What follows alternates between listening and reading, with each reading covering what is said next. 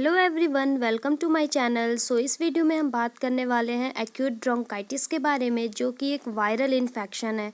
इसकी clinical symptoms के बारे में बात करेंगे, एंटीबायोटिक्स कब लेते हैं उसके बारे में बात करेंगे। Let's start the video. Bronchitis, जिस भी वर्ड के लास्ट में आइटिस लगा होता है, इसका मतलब होता है inflammation, means inflammation of bronchi. Bronchitis जो होता है वो दो तरह का होता है, acute bronchitis and the chronic bronchitis. Acute bronchitis जो होता है वो शॉर्ट टाइम के लिए होता है और क्रोनिक ब्रोंकाइटिस जो होता है वो लॉन्ग टाइम के लिए होता है। तो इस वीडियो में हम बात करने वाले हैं एक्यूट ब्रोंकाइटिस के बारे में, जिसका मतलब है inflammation of bronchi and also known as chest cold। Acute bronchitis जिसका मेन कॉज है, यानी मोस्ट कॉमन कॉज जो है वो वायरल इन्फेक्शन है। इसके कुछ अनकॉमन कॉज भी होते हैं लाइक बैक्टीरिया। तो जो इसके जो मोस्ट कॉमन कॉज हैं जो कि वायरस से होते हैं, लाइक रेस्पिरेटरी वायरसेस कुछ होते हैं like corona virus, rhino virus, influenza virus and the para influenza virus.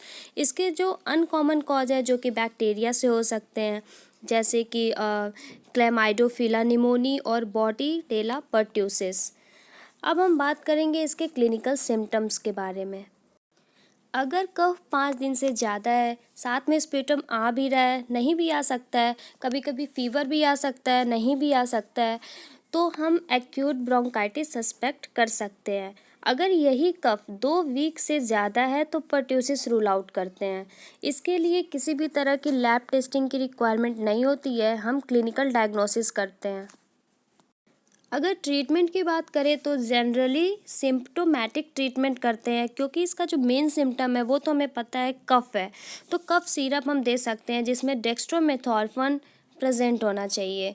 Routine antimicrobial और एंटीबायोटिक्स जो ड्रग है जनरली इसमें हम नहीं देते हैं, क्योंकि ये एक मोस्ट कॉमन कॉज जो इसका होता है वायरल इन्फेक्शन है, जो कि अपने आप सही हो जाता है अगर हम कफ सिरप वगैरह देते हैं तो। बट उस टाइम हमें ठंडा नहीं लेना चाहिए या कोई इम्यून बूस्टर लेते रहना चाहिए। अगर डॉक्टर को लगता है कि बैक्टीरियल सस्पेक्ट है, देन उस टाइम एजिथ्रोमाइसिन दे सकते हैं।